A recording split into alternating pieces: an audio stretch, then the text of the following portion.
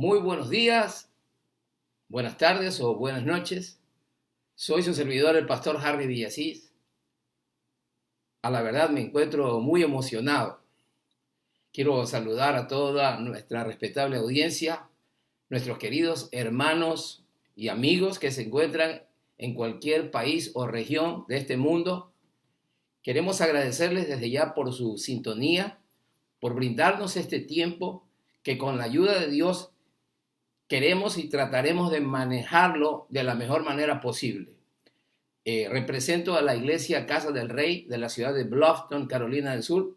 Mi amada esposa Jacqueline y yo somos parte de este bendito ministerio y nos alegra sobremanera, nos complace en este tiempo tener este privilegio de poder llegar hasta donde usted se encuentre, en su hogar o en cualquier otro lugar donde usted esté, pueda usted receptar hoy, escuchar la palabra del Señor. Queremos de inmediato, casi vamos a entrar a una oración, pero quiero dar unos pocos segundos más, unos escasos minutos para poder saludar nuevamente, reiterar a nuestra querida audiencia, iglesias en Ecuador, hermanos que están viviendo o residiendo en algunos países europeos como España, Italia, Alemania y aquí dentro del territorio norteamericano, iglesias hispanas y hermanos en la fe que de una u otra manera se están conectando con este ministerio y nosotros queremos aprovechar para decirle, si usted puede también comparta con sus amistades esta emisión, esta transmisión de domingo a domingo, insisto, el ministerio o la iglesia Casa del Rey de la ciudad de Bluffton, Carolina del Sur. Aquí, este servidor, el pastor Harry Villasís, se encuentra residiendo junto a mi bella esposa. Estamos sirviendo al Señor y como lo hicimos un buen tiempo en Ecuador, hoy estamos aquí, hemos pasado compartiendo el evangelio dentro de este estado, Carolina del Sur, en algunas iglesias hispanas y hoy por la gracia y la misericordia de Dios estamos en este lugar ubicados. Quiero aprovechar para hacer algún saludo específico y sobre todo a aquellos hermanos y amigos que nos están siguiendo, nos están enviando saludos, nos están haciendo en algún momento peticiones de oración. Quiero agradecerles y quiero pedirles que no lo dejen de hacer, que ustedes puedan mantenerse en sintonía, enviándonos esa información o esas peticiones que nosotros con la ayuda del Señor y en la brevedad posible trataremos de responder adecuadamente. Quiero además saludar de manera específica a mi hermano Carlos, el doctor Carlos Villasís, está siguiendo también fielmente esta transmisión. También el doctor, mi sobrino, el doctor Mario Giraldo, es otro de los que están allá en Guayaquil, mi hermano en Puyo, ahí dentro del Ecuador, sirviendo como médico, mi familia y mis hermanos en Cristo, bienvenidos nuevamente a esta transmisión. Voy a hacer la oración y voy a entrar ya para la palabra del Señor, lo más importante que tenemos en esta hora. Padre, gracias te damos por el privilegio, como he mencionado, que nos das en esta mañana, tarde y noche, dependiendo del lugar del mundo donde nos encontremos. Señor, te damos gracias por tu fidelidad, gracias por tu ayuda, por tu misericordia que hasta hoy nos sostienes y nos guardas. Queremos rogar tu bendición en esta transmisión, que tú seas dirigiéndonos de principio hasta el fin, que nos ayudes, Padre, para tu gloria. Padre, en tus manos encomiendo, Señor, nuestra amada audiencia, nuestros hermanos y amigos que estarán escuchando este mensaje, que seas tú con la ayuda de tu Espíritu Santo, revelando tu palabra en cada corazón, que pueda producirse, Señor, salvación, pueda producirse, Señor, reconciliación para tu gloria. Gracias por tu fidelidad en el nombre bendito de Cristo Jesús. Señor, remueve todo lo que pueda estorbar o tratar de obstaculizar el fluir de tu espíritu y la emisión de este mensaje o la comunicación del mismo. Te pedimos, Señor, en el nombre de Jesús, que atando toda fuerza y toda potestad de las tinieblas, Señor, declaramos libertad en el nombre de Jesús y para tu gloria. Gracias, Padre fiel. Amén y amén. Vamos a ir directamente al Evangelio y quiero rápidamente compartirles el pasaje bíblico inicial, como siempre, y por supuesto también el título y el tema para esta mañana, tarde o noche, dependiendo de donde usted se encuentre.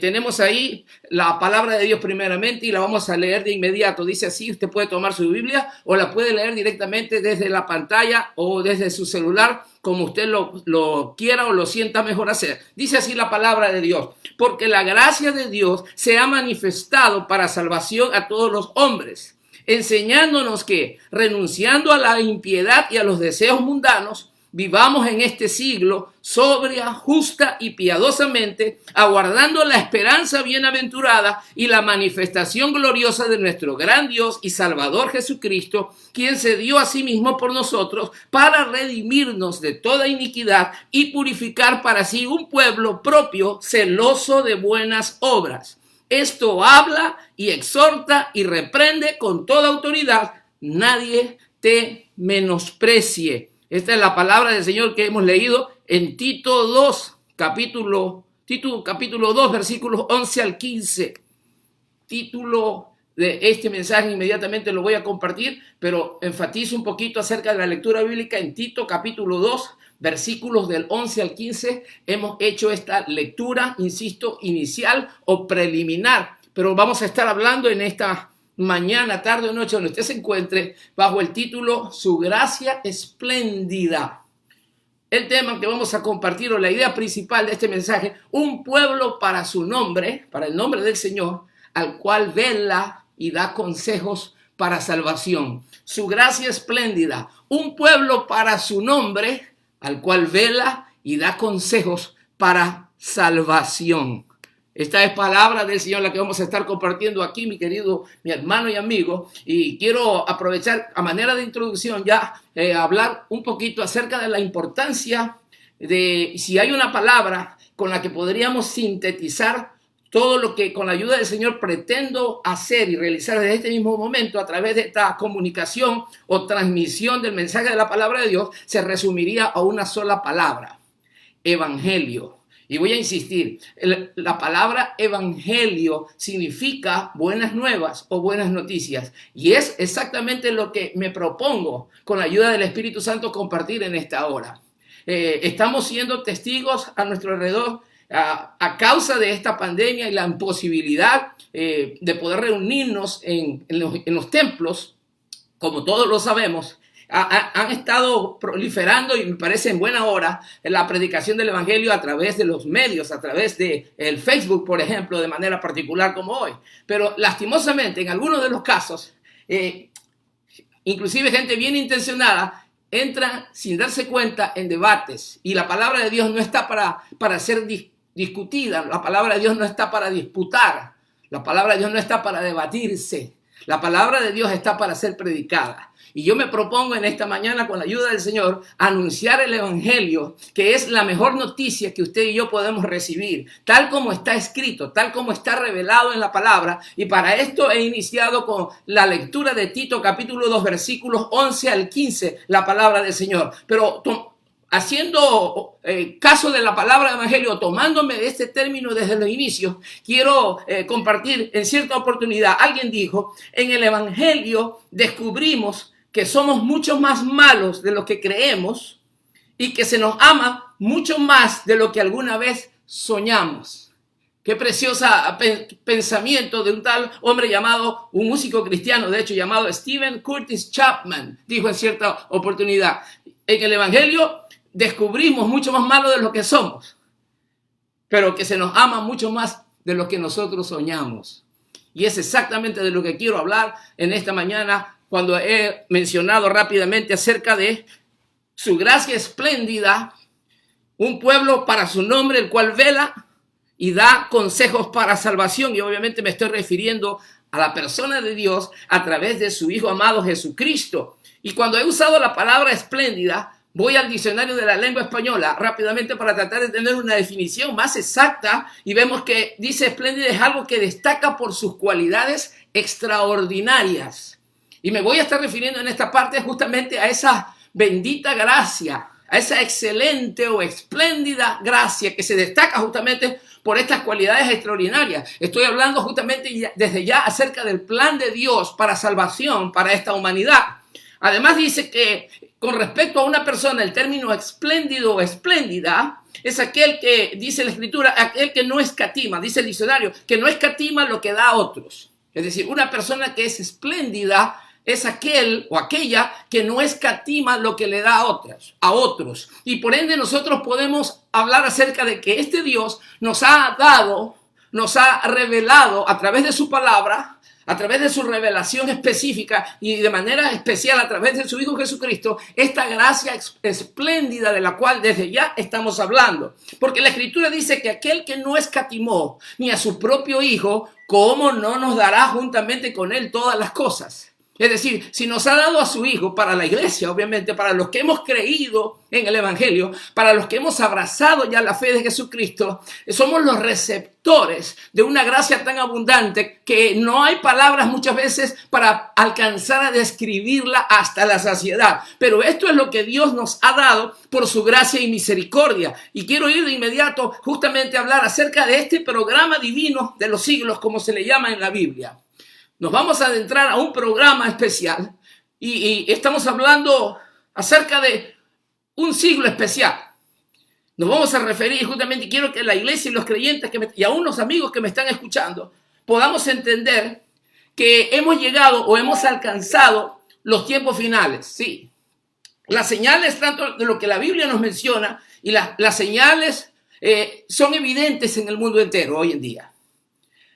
Lo que estamos viviendo podría ser considerado, lo hemos mencionado en otros momentos, como una señal más, ¿verdad? De lo que estaría por suceder dentro de poco en este mundo. Y los creyentes, los hijos de Dios, necesitamos estar apercibidos, necesitamos tomar en cuenta de lo que está sucediendo para estar preparados. Y estamos hablando acerca justamente de un siglo que estamos viviendo. Este es el final de los tiempos. Y estamos hablando del siglo que se ha iniciado justamente con la venida de Cristo, la venida primera de Cristo, cuando Él vino aquí, se hizo hombre, y que terminará para la iglesia este programa que Dios ha diseñado con el levantamiento de la iglesia, el traslado de la iglesia juntamente con el Señor. Estamos hablando, justamente estamos inmersos en este siglo, en este tiempo, en este periodo de tiempo. Y este programa que estamos hablando específicamente para la iglesia, y quiero aprovechar para diferenciar, porque en este siglo están corriendo dos programas. Muy interesante que usted y yo pongamos atención a esto. Está corriendo un programa para Israel y está corriendo el programa para la iglesia. Por el momento, el programa para Israel se ha detenido. Podríamos decir, está en stand-by el programa para Israel. Mientras tanto, ha cobrado fuerza, ha sido revelado un programa, el programa para la iglesia, que había permanecido oculto. Dios le ha dado, podríamos decir, ahora el auge a la iglesia, le ha dado la preeminencia a la iglesia. Decidió y desarrolló llevar a cabo un plan a través de la persona de su Hijo amado Jesucristo. Desde allí podríamos entender que esto es un alto privilegio para la humanidad. En este siglo en el que estamos viviendo, quiero repetir o reiterar, el siglo en el cual estamos viviendo abarca desde la venida de Cristo y terminará para la iglesia con el levantamiento de la iglesia o el traslado de la iglesia hacia los cielos. Pero para Israel, en este mismo siglo, terminará justamente cuando Cristo venga por segunda vez de manera visible. Estamos corriendo en este programa, podríamos decir, aunque por el momento se ha interrumpido el programa para Israel y es la iglesia ahora la protagonista, si podríamos decirlo así.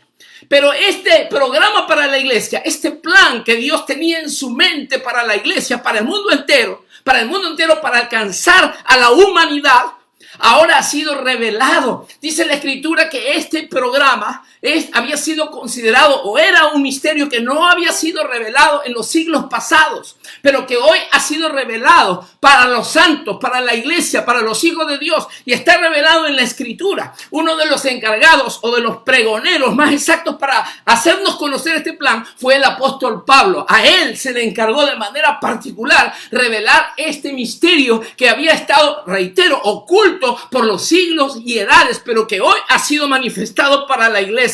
Quiero que desde ya enfoquemos esa abundante gracia, espléndida gracia de la cual estamos hablando, y no vamos a cesar de reconocer la grandeza de Dios al idear un plan tan maravilloso para alcanzar a esta humanidad que estaba sin esperanza, que que anda en muchos de los casos todavía sin Dios, sin fe y sin esperanza, pero que Dios en el momento oportuno, en el cumplimiento justamente de este tiempo del cual estamos hablando, envió a Jesucristo a este mundo para rescatar la humanidad. Por eso reiteramos, insistimos y no nos cansamos de decir que el mejor anuncio, la mejor proclama que puede tener la iglesia en todas las edades, hasta cuando Cristo venga, el mejor anuncio es Jesucristo y su bendito evangelio. No hay necesidad de ir a debates, no hay necesidad de ir a críticas contra los gobiernos de turno. Necesitamos ocuparnos primeramente en nuestra salvación con mucho temor y con temblor y predicar el evangelio, porque este es un tiempo decisivo de la historia de la humanidad. Estamos viviendo en el siglo donde la iglesia ha tomado, insisto, una prominencia y se le ha encargado y se le ha dado primeramente salvación y luego predicar este evangelio en todos los lugares, en todos los rincones del mundo. Un misterio que había permanecido oculto, dije, por los siglos y edades, pero que ha sido revelado, que abarca, insisto, desde el día de Pentecostés más exactamente. Porque el día de Pentecostés para los creyentes, capítulo 2 del libro de los Hechos, habla acercamente del inicio de la iglesia. No comenzó la iglesia todavía hasta cuando el Espíritu Santo fue derramado sobre él. Era necesario porque Jesús le dijo a los creyentes, a la iglesia reunida ahí, después de los 40 días que Jesús se apareció habiendo sido resucitado, o después de su resurrección, él dijo, pero recibiréis poder cuando haya venido sobre vosotros el Espíritu Santo y me seréis testigos en Jerusalén, en Judea, en Samaria y hasta lo último de la tierra. Fue exactamente cuando el Espíritu Santo vino, que fue investida la iglesia con el poder, es cuando se inicia efectivamente este nuevo periodo con la iglesia el día de Pentecostés, y insisto, terminará este periodo para la iglesia cuando la misma, es decir, la iglesia de Cristo, sea levantada, sea trasladada para estar en la presencia del Señor para siempre. Alabado sea el Señor. Y por eso voy a insistir con el título en esta mañana: su espléndida gracia. Aquel que no escatimó ni a su propio Hijo, ¿cómo no nos dará juntamente con Él todas las cosas? Y Jesús, quiero decirte, es el centro. El Hijo de Dios es el centro de este programa. Porque Él es el que da su vida en la cruz, el que resucita el tercer día, el que asciende a los cielos, el que está sentado a la diestra de Dios el Padre y que prometió enviar al Espíritu Santo para la tierra y para los creyentes de manera especial. Envió el Espíritu Santo para morar dentro de ti, dentro de mí, para la iglesia, que no nos dejó solos, dijo, y nos dio el Consolador para que nos guíe a toda verdad. Este Espíritu Santo nos acompañará durante este peregrinaje hasta el final. Él no nos ha dejado, Él no nos ha desamparado. Él prometió, no te dejaré ni te desampararé. El Señor está con nosotros. Él prometió y dijo, he aquí yo estoy con vosotros todos los días hasta el fin del mundo.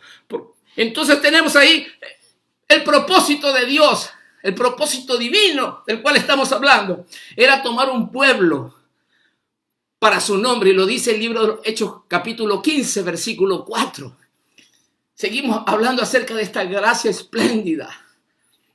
Y vemos ahí en la escritura, justamente Hechos 15 habla acerca del concilio de Jerusalén, donde los apóstoles estaban examinando el mover de Dios, estaban tratando de entender la forma como Dios estaba obrando para salvación, de manera especial con el pueblo gentil, con los paganos. Porque esto es parte del misterio que no había sido revelado antes, en los otros siglos, en los siglos pasados. Y los creyentes, los discípulos del Señor y los apóstoles de Cristo necesitaron reunirse para poder compartir el testimonio. Y llegaron a la conclusión, en vista de las evidencias, tanto de Pablo predicando a los gentiles y tanto de Pedro, de manera particular entrando en la casa de Cornelio, que Dios estaba llamando a un pueblo para su nombre, que estaba tomando de entre los gentiles. Mi querido amigo y hermano que me escuchas, esta humanidad iba rumbo a la destrucción eterna. Y todavía irá para muchos que no aceptan o no han creído todavía en el Evangelio. Pero hoy es día de salvación. Por eso estamos predicando aquí el Evangelio bendito de Jesucristo. Porque el propósito divino era llamar a un pueblo para su gloria, para su nombre. Hechos 15, capítulo 15, versículo 4. Y dijo en cierta ocasión un comentarista bíblico, Schaeffer, dijo: a manera de pregunta, ¿quién en la tierra o en el cielo es capaz de comprender la infinidad de tal salvación? ¿Quién en la tierra o en el cielo es capaz de entender o de comprender la infinidad de esta salvación o de tal salvación? Estamos hablando de esa gracia espléndida del Señor. Sí, porque Él vino y se hizo hombre y murió en aquella cruz por los injustos, por los malos y pecadores.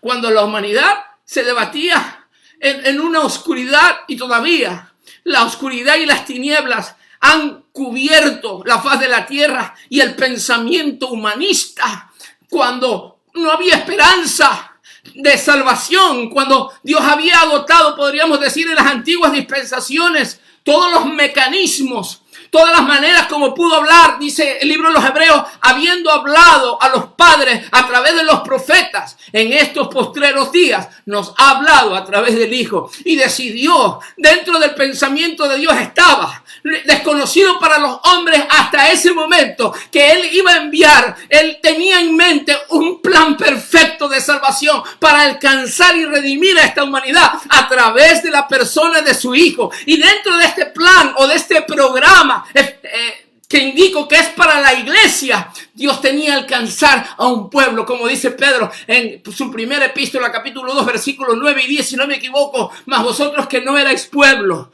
hoy sois pueblo del Señor. Vosotros que no habíais alcanzado misericordia, hoy habéis alcanzado misericordia, porque habéis vuelto al pastor y al obispo de vuestras almas. Aleluya. Es la manera como Dios el Padre, en la persona de su Hijo, aleluya, a través de ese sacrificio, de ese ministerio glorioso, ha podido traer a gran parte de la humanidad, y muchos otros se seguirán sumando al contemplar no solamente la escena del mundo y las señales que son evidentes, sino a través de la predicación, mi hermano y mi amigo, que hoy se está llevando con mayor insistencia, porque creemos que son tiempos decisivos, pero en medio del caos circundante hay una esperanza, hay una voz que ha salido para decirle al que no tiene esperanza que hay un Cristo que salva, que hay un Cristo que viene pronto, que hay un Cristo que está dispuesto a redimirte, mi hermano y mi amigo, y quiere salvarte. Y nos vamos enseguida a una segunda idea o pensamiento.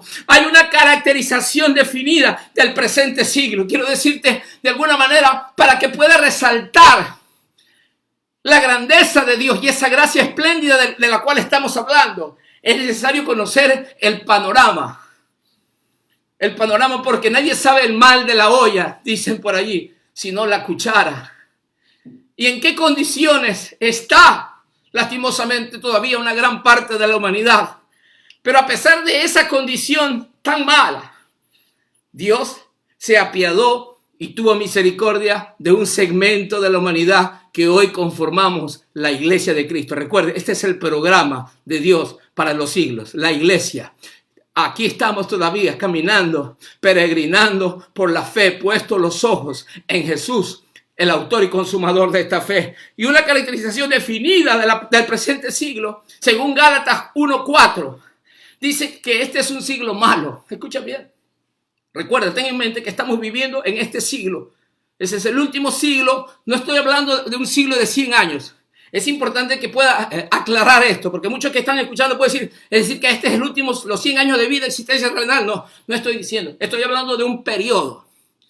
Y el periodo depende de su cierre, la aparición de Cristo en el arrebatamiento o de la iglesia o en el traslado de la iglesia, lo cual es incierto, no lo sabemos, aunque creemos por las señales que está cerca. No sabemos ni el día ni la hora exactamente, no lo sabemos.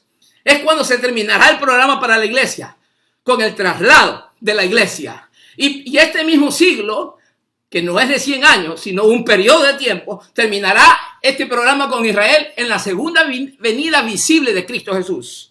No sabemos el tiempo en el cronos humano, no lo sabemos. Porque la Biblia dice que un día son como 1000 años y 1000 años como un día para el Señor. Y no sabemos, lo que significa que no conocemos en nuestra mente finita la capacidad o los designios de Dios para enviar o cumplir o llevar el cumplimiento exacto de sus planes y propósitos. Lo que sí sabemos por la fe es que viene el cumplimiento de aquello y necesitamos estar preparados. Y entonces cuando nos dice la Escritura que este es un siglo malo, está hablándonos justamente del tiempo, reitero, desde cuando Cristo apareció por primera vez, su primera venida visible, y terminará en su segunda venida visible. Todo este siglo está caracterizado por ser un siglo malo, lo dice Gálatas capítulo 1 versículo 4, y está llamado así porque, insisto, está bajo el dominio de Satanás. Es muy importante que en la iglesia tengamos presente esto y los creyentes conozcamos esto, y los no creyentes,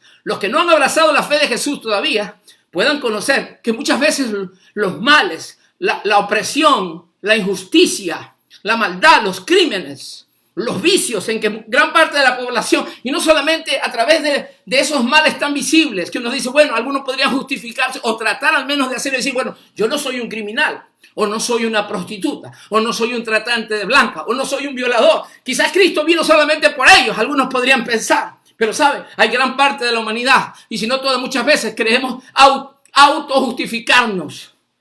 Hay orgullo, hay vanidad, hay envidia, hay mentira, hay falsedad. Y en ese plano creo que todos nosotros estamos bajo condenación.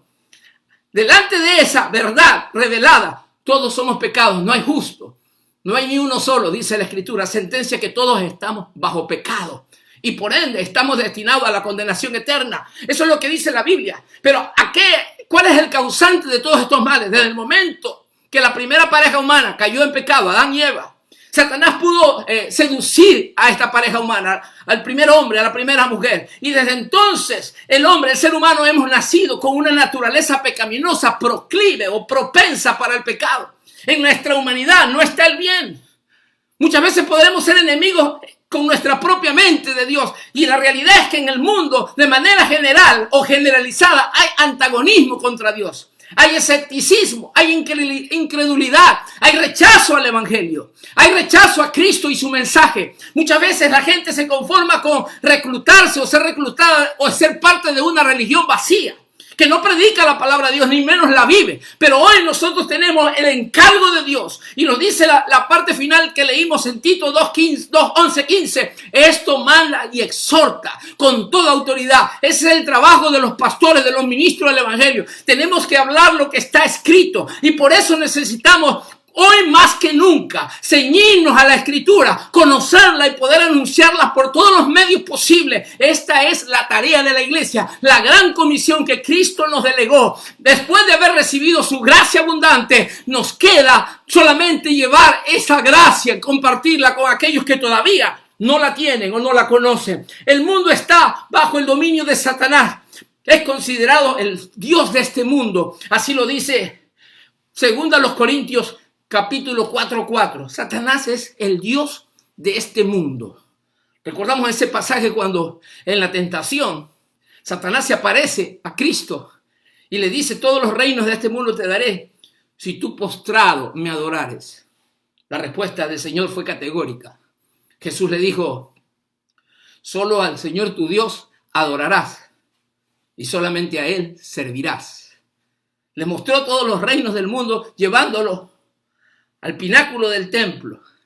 Satanás es el Dios de este mundo, el Dios de este siglo del cual estamos hablando. Este es un siglo malo, lo dice Gálatas 1:4.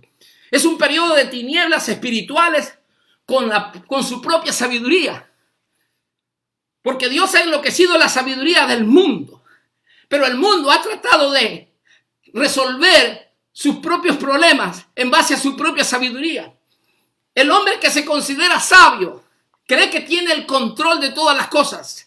Llega muchas veces a pensar que no necesita la persona de Dios en su vida, porque cree que tiene el control y el dominio, el manejo de todos sus asuntos de vida. Este es el humanismo que muchas veces se opone a la piedad, a la vida de fe. Pero es necesario que nosotros entendamos, porque esto para los sabios griegos, la venida de Cristo y su muerte en la cruz resultó como locura. Para los judíos fue un tropezadero, porque ellos jamás imaginaron a un Mesías que iba a ser humillado y llevado hasta la crucifixión. Por eso dice la Escritura en Corintios justamente que para los judíos la cruz es locura o tropezadero, y para los griegos que buscan sabiduría es locura. Pero Pablo continúa diciendo que es locura el evangelio para los que se pierden, más para los que se salvan. Esto es para nosotros, los que hemos creído en el evangelio. Es poder de Dios para salvación. Un periodo de tinieblas espirituales con la propia sabiduría que la caracteriza en este mundo. Por lo que se distingue por la impiedad y los deseos mundanos. Este periodo del cual estamos hablando se distingue por la impiedad y los deseos mundanos. No solamente el hombre del mundo sigue esos deseos. Muchas veces ha penetrado en las esferas de la iglesia. Y hombres supuestamente o mujeres de Dios muchas veces se han dejado arrastrar por esos deseos mundanos. En algunos casos han terminado saliéndose del camino de la fe. Pero esto es lo que está en el mundo. Los deseos de los ojos, la vanagloria de la vida, todo esto está en el mundo. Y Juan el apóstol dice, y el mundo pasa y sus deseos, mas el que hace la voluntad de Dios es el que permanece para siempre. La impiedad es un asunto de el pan de cada día. Lo vemos en las noticias, lo vemos en los barrios, lo vemos en los anuncios, cada vez llenos de mayor sensualidad, arrastrando al mundo a vivir bajo la vanidad, bajo el materialismo, bajo el consumismo. Muchas veces no se acepta que alguien pueda hablar de Dios. Se lo considera enseguida como gente muy radical, como gente que está trastornada en algunos casos. Se entrevista a los grandes actores y a los grandes músicos. Se les habla se habla acerca de otras prácticas no bíblicas y se le da mucho énfasis en los noticieros. Se invita a las comunidades, a los pueblos a practicar, a hacer prácticas o a tomar a otros falsos dioses. Más bien se dice que estamos viviendo en un periodo de muchas libertades, que nadie tiene una idea absoluta, la razón absoluta. Estamos viviendo solamente en periodos de que lo que tú dices, si eso es lo que tú dices es verdad, o la manera como tú has escogido vivir, esa es la manera correcta, y nadie puede entrometerse dentro de tu estilo de vida. Ese es el tiempo en el cual estamos viviendo, lleno de impiedad y de tinieblas. Pero vamos a ir rápidamente a un siguiente punto. El curso del presente siglo está bosquejado, y es muy importante donde vamos a ir ahora. Porque la Escritura nos da la respuesta y nos da la salida. Porque su palabra no nos deja a medias.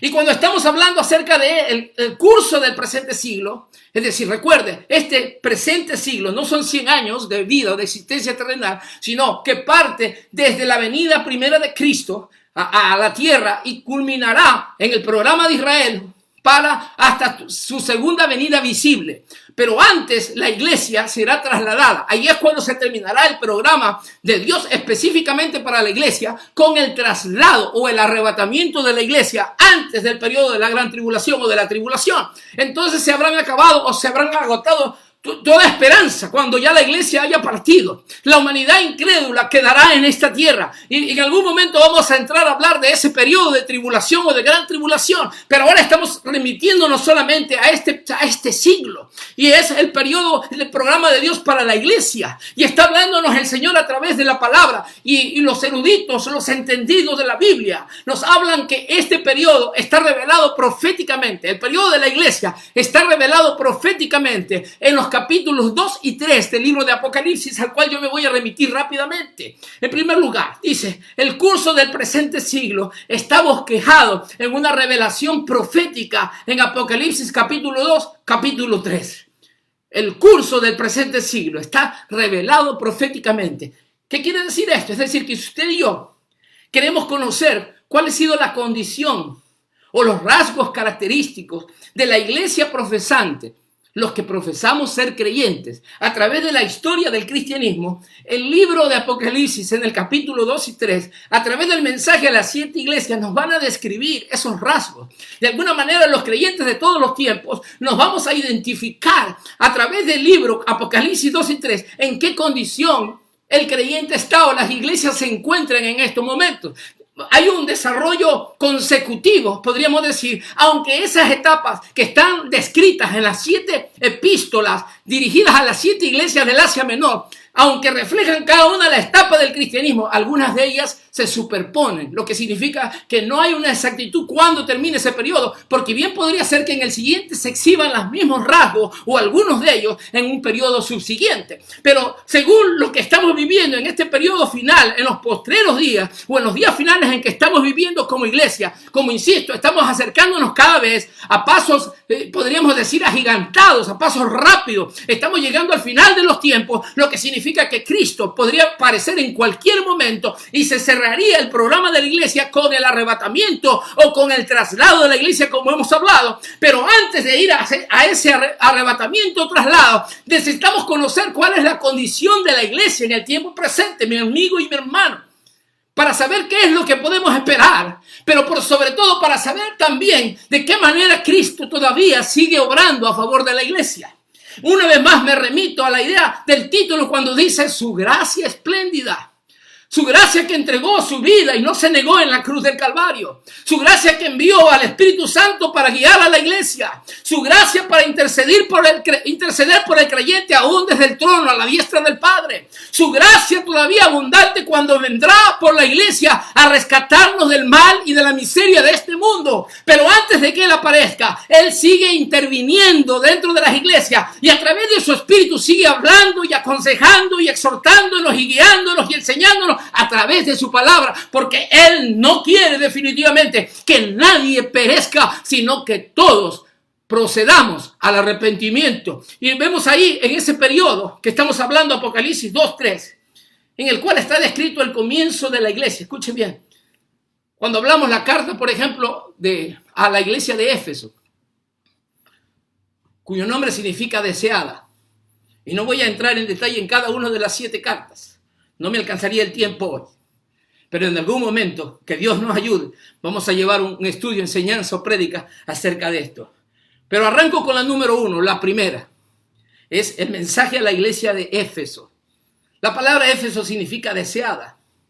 Era la iglesia deseada, porque era la iglesia apostólica, es decir, la iglesia del primer siglo, la que está registrada en el libro de los Hechos mayormente, donde los creyentes se entregaron por completo a Cristo. Comenzando de los apóstoles que tuvieron una experiencia única con Jesús. Fueron testigos presenciales de la gloria del Señor. Y estuvieron dispuestos por amor a entregar no solo sus posesiones, no solo su fama o su buen nombre, entregaron hasta sus propias vidas.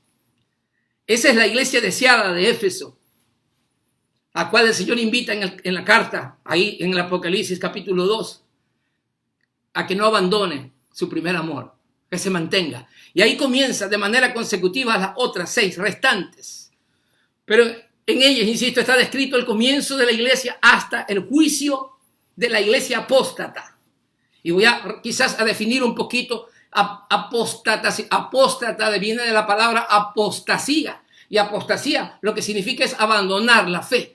Es decir, aquellos que le han dado la espalda al Señor a través de las edades, que en algún momento creyeron, hicieron una confesión de fe o fueron parte de la congregación cristiana, pero un día se decidieron no ir más, no estar más, no congregarse más, no escuchar más la palabra de Dios. Quiero decirte, mi hermano y mi amigo, que si en algún momento tú estuviste o fuiste parte de la congregación del Señor, Él vendrá y va a juzgar a esa iglesia apóstata, a la que ha abandonado la fe, a la que ha torcido la doctrina, a la que ha vendido muchas veces las convicciones y los principios de Dios por las cosas de este mundo, la que se ha comprometido con este mundo en lugar de seguir el compromiso con el Señor.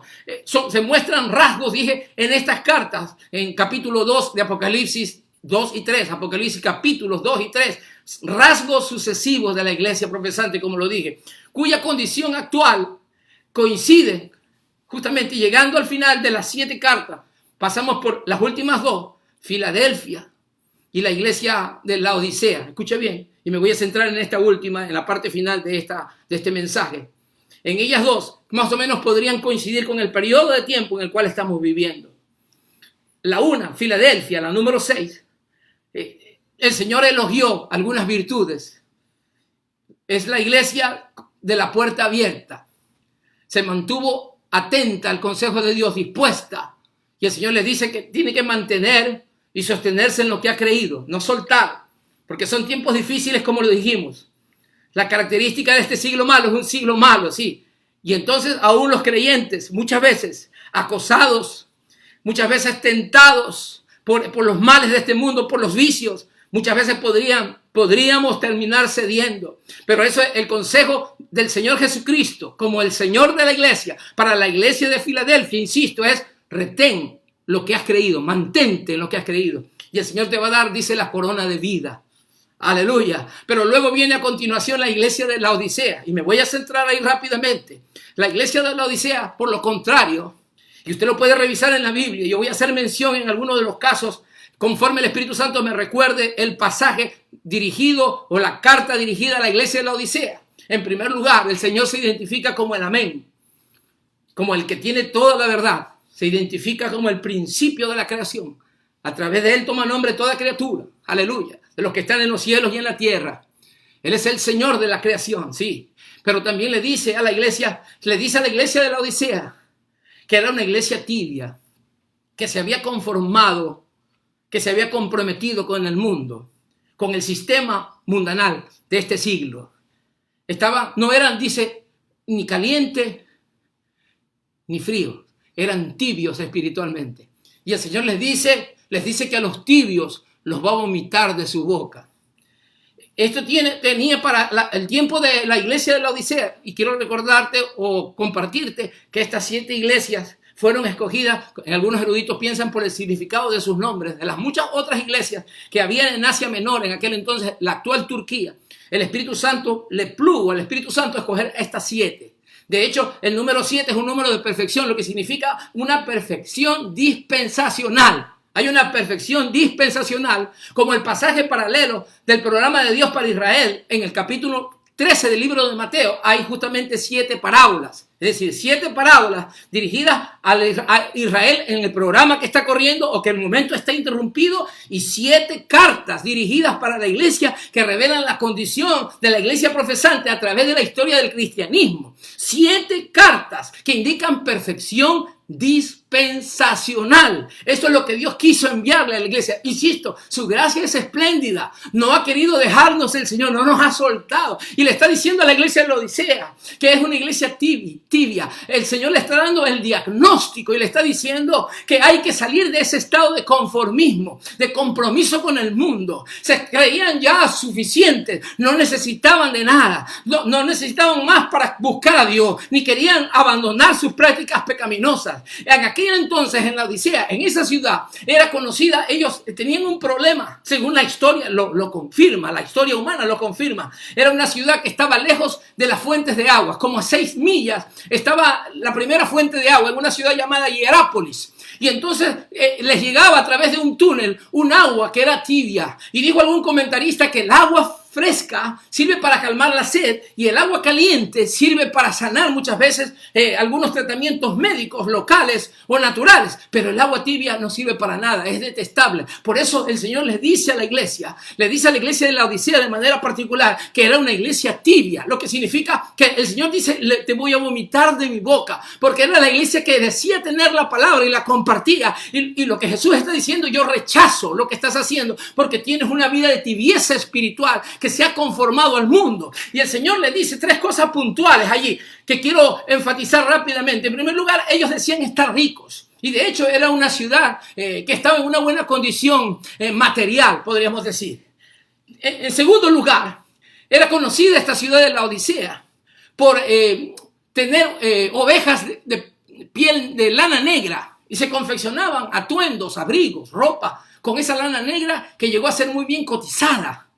Nótese bien, era un pueblo rico, es decir, que tenía riqueza u opulencia, tenía vestidos costosos, y número 3, ahí en esa ciudad de la Odisea también fue conocida. Esa ciudad adoraba a un dios de la medicina llamado Esculapio. Hasta hoy, en nuestros días, hay un símbolo médico con un bastón y con una serpiente enrollada. Y hasta yo me hubiese preguntado antes, ¿por qué es que tienen los médicos y los hospitales, todos los que se encargan de la salud, ese símbolo de un bastón con una serpiente enrollada. Y esto viene del tiempo de los griegos. Ese dios Esculapio era el dios de la medicina y de la sanidad, y el símbolo de ese, tenían una estatua de Esculapio con ese bastón y con esa serpiente enrollada. Y en esa ciudad de la Odisea, ellos habían creado un ungüento a través justamente de esa medicina natural porque fue desarrollado en ese aspecto de la medicina. Tenían un ungüento para los ojos. Y ellos dijeron, bueno, tenemos riqueza material, tenemos vestidos, somos ricos, no necesitamos nada y tenemos hasta cuidado para nuestro cuerpo. Nosotros tenemos el mejor antídoto o la mejor cura para la ceguera, que era este ungüento para los ojos, ¿verdad? Y el Señor les dice, no importa cuán desarrollado estés, no importa cuán afianzado estés en tus cosas materiales, cuán avanzada esté tu ciencia o cuán bienes y accesorios tengas para tu vida, llevar una vida cómoda, quiero decirte que espiritualmente eres una iglesia tibia. Y voy a ir directamente a la aplicación. Justamente Dios le habla a la iglesia en la Odisea. Y la aplicación no solamente es histórica, sino que también es espiritual de estos pasajes de la Biblia. Porque ellos revelan la condición de la iglesia en este periodo en el que estamos viviendo. En los postreros días del programa de la iglesia, insisto, no quiero que te desenfoques. Si queremos mirar la condición de la iglesia en estos tiempos, queremos entender cómo está viviendo las iglesias y los individuos creyentes en este tiempo, tendríamos que remitirnos justamente a estas dos cartas, de manera especial a las dos cartas del Apocalipsis, tanto Filadelfia como la Odisea. Y vamos a ver que la Odisea, el examen de Dios, es un examen triste. El Señor les dice entonces, el Señor les dice, compra de mí oro refinado. Escucha bien, el Señor les dice, tu oro, tu dinero, la riqueza en la que te apoyas, no te está sirviendo, te está destruyendo más bien. Más bien yo te doy, compra de mí oro refinado. Obviamente no está diciendo el Señor que les está vendiendo oro material como piedra preciosa, como metal precioso. No, está diciendo que de Él podemos extraer la verdadera riqueza. De Cristo es que podemos tener la verdadera riqueza. Dice el apóstol Pablo, justamente el mensajero, el heraldo para los gentiles de manera especial, le dice que Cristo se hizo pobre para que nosotros seamos enriquecidos. La mayor riqueza del mundo se encuentra en Él. Lo que Cristo le está diciendo a la iglesia de la Odisea es, ven conmigo, yo te voy a hacer verdaderamente rico. Mi amigo que me escucha, mi hermano que me escucha, nuestra riqueza no depende de los bienes o las posesiones materiales. Estas van y vienen. Y hoy menos que nunca, o más que nunca, están siendo escasas. Es impredecible la condición financiera del mundo entero. Esta es una muestra nada más. ¿Cómo podría convulsionarse el estatus muchas veces que nosotros podríamos imaginar? La acumulación de riquezas y basadas en ellas, decir, tenemos una vida tranquila y segura. No hay tal seguridad. No hay tal seguridad cuando está de por medio un plan tan maravilloso que está teniendo efecto, que está cumpliéndose a la vista nuestra, y si no es a la vista física, a la vista espiritual. Por la fe en Jesucristo nos remitimos a la Escritura y estamos viendo que Jesús le dice a la iglesia tibia, le dice, compra de mí oro fino. Luego les dice a aquellos que se vestían y vendían y exportaban seguramente esa lana negra de tan buen costo, tan costosa, les dice, compra de mí, toma de mí vestiduras blancas, porque tenían vestiduras negras de la piel de las ovejas negras tan bien cotizadas, y esa es lastimosamente la condición interna muchas veces de creyentes y de iglesias, que por fuera como la iglesia de la Odisea podrían parecer opulentes, podrían parecer que están ricas, que no necesitan nada, creyentes que se han conformado con una vida sin compromiso de la causa de Cristo. Religiosos más y menos que acuden a los templos, que se sientan en las bancas muchas veces para recibir, pero que todavía no se han decidido a servir al Cristo de la gloria. Son tiempos decisivos y el Señor le dice a la Odisea, a la iglesia de la Odisea, de la ciudad de la Odisea, les dice, eres una iglesia tibia, por tanto, arrepiéntete. Y le dice, y toma de mí ungüento. Le dice, unge tus ojos con colirio para que veas. El Señor quiere a la iglesia ayudarle a la Odisea y la aplicación desde ya para nosotros, ayudarnos a recobrar la visión espiritual. No hay nadie peor, no hay más ciego que el que no quiere ver. No hay más ciego que el que no quiere ver. Y viene a mi mente el pasaje de aquel ciego que fue sanado por Jesús. Tan pronto fue sanado, no hubo nadie que pueda persuadirlo de negar la fe en Jesús, porque él había sido ciego. No se puso a discutir con los sacerdotes y los religiosos sobre cuestiones teológicas. No hay lugar para la discusión y para el debate. El testimonio es contundente. El ciego le dijo a aquellos entendidos: lo único que yo sé es que yo era ciego y ahora puedo ver. Y no hay mayor milagro, mi hermano y mi amigo, de esa gracia espléndida, que antes estuvimos ciegos, estuvimos vagando sin Dios, sin fe y sin esperanza, pero un buen día Cristo nos ha atraído con su luz. Hoy somos hijos de Dios. Cuando el panorama mundial en este siglo es malo, va e irá, escúchame bien, va e irá de mal en peor. Hay una esperanza para nosotros los que ya hemos abrazado la fe.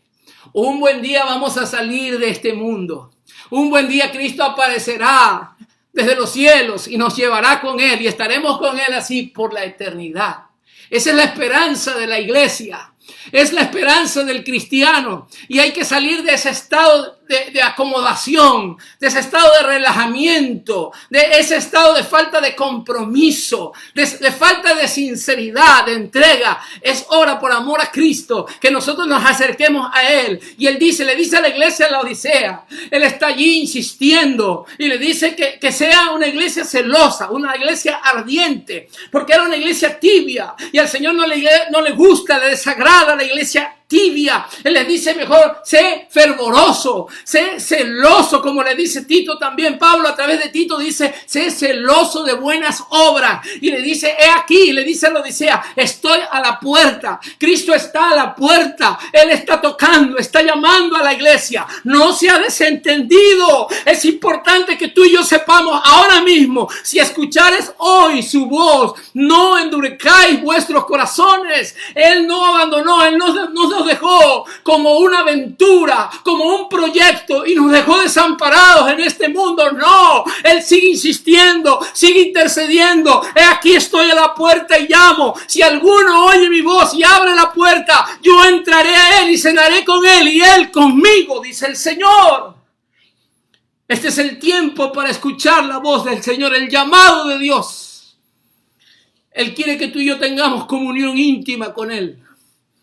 Él quiere que tú y yo nos convenzamos y nos persuadamos de una vez por todas que su amor es incomparable, que su gracia es insuperable, que es tan espléndida, que nadie pudo amarnos como Él nos ama, que nadie podrá amarnos ni podrá darnos lo que Él nos da. Él nos ha dado la vida eterna y es necesario que usted y yo nos levantemos de este sueño, de esta somnolencia espiritual, de esta modorra espiritual que en muchas partes, segmentos de la iglesia se encuentra. Es necesario levantarnos con la energía del Espíritu y comenzar a predicar la palabra y a prepararnos en nuestra vida espiritual y ayudar a otros a salir de esta situación, de este bache espiritual que muchos, lastimosamente, se encuentran todavía.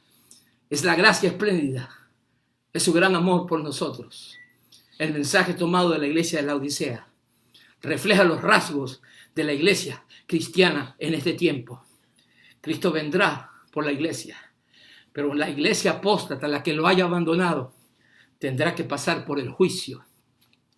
Pero Dios quiere evitarnos el juicio, porque Él no nos llamó para juicio, nos llamó para salvación y para vida eterna.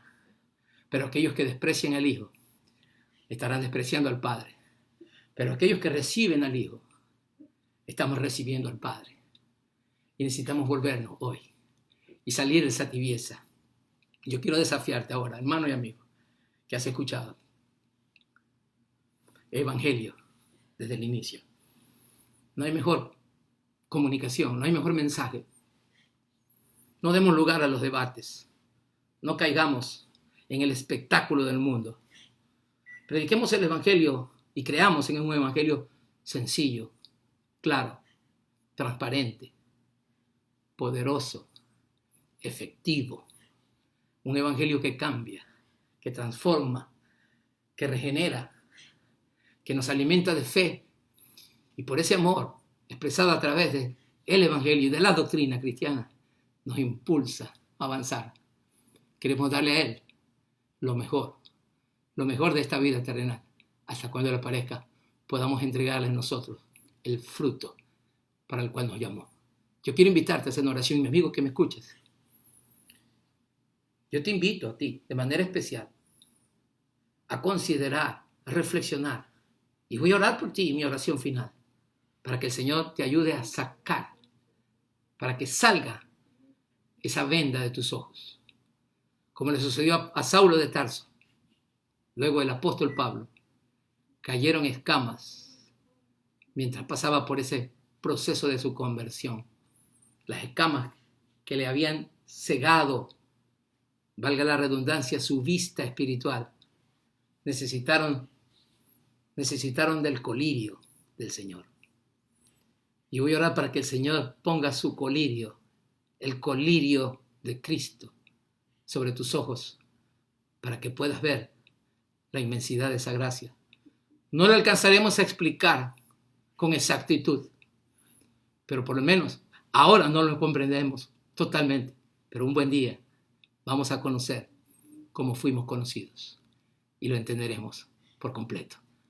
Padre, gracias por esta hora, por permitirnos, Señor, llegar hasta donde nuestros hermanos y amigos y compartir este mensaje, Señor, que pusiste en mi corazón. Yo mismo, con tu ayuda, quiero permanecer en él firme para poder continuar anunciando las virtudes de aquel que nos llamó de las tinieblas a su luz admirable. Pero asimismo quiero orar por mis hermanos y amigos que me han escuchado y que me seguirán escuchando esta transmisión hasta cuando se agote, hasta cuando tú quieras, Señor. Ellos puedan entender con sencillez que Cristo, el mensaje directo, que Cristo es el Salvador, que tiene el control de este programa, de este siglo, programa para la iglesia. Él es nuestro Salvador, el que murió, el que resucitó y el que viene pronto por su pueblo. Señor, te pido que primero fortalezcas a nuestros hermanos en la fe y los ayudes. Que podamos acudir, Señor, para comprar de ti oro, para tomar esas vestiduras blancas, por lo cual renunciamos a todo lo oculto y a lo vergonzoso. Y te pedimos perdón de todo pecado. Sacamos esas vestiduras negras, esas vestiduras manchadas por el pecado, y nos ponemos nuevamente esas vestiduras blancas de santidad a ti, santidad Jehová. Y también, Señor, tomamos de ese colirio que tú tienes para nosotros, para que los ojos de nuestro entendimiento sean agudizados, nuestra visión sea agudizada, nuestra visión espiritual, Señor. ¡Oh, Señor! Nuestra visión espiritual, Señor, para que podamos apercibirnos de los tiempos en los que estamos viviendo y podamos tomar en serio esta responsabilidad como iglesia. Señor, salva a nuestros amigos. Oro por ellos de manera especial. Si alguno que ha escuchado, familiar o amigo, que les han abierto los ojos, Señor, que no se conforme al sistema religioso que este mundo y en este siglo se ha ofertado, sino que sea Cristo la esperanza de gloria al cual nosotros tenemos que aceptar y seguir sus enseñanzas y sus pisadas. Gracias porque eres bueno, Señor. En el nombre de Jesús. Amén. Su servidor, el pastor Harry Villasís, muy contento y ahora más que del inicio todavía de haber podido compartir con usted este mensaje. Su gracia espléndida. No dejen, por favor, de enviarnos cualquier comentario, saludo o petición de oración. Mi amada esposa Jacqueline y yo estamos aquí al frente en la brecha, dispuestos a compartir con usted. Haga conocer este mensaje con sus amistades y veamos el reino de Dios extenderse de manera exponencial, si pudiéramos usar ese término, en estos tiempos finales. Son los postreros días, necesitamos estar preparados. Cristo te ama y nosotros también. Dios te bendiga. Pastor Harry Villasís, a tu orden.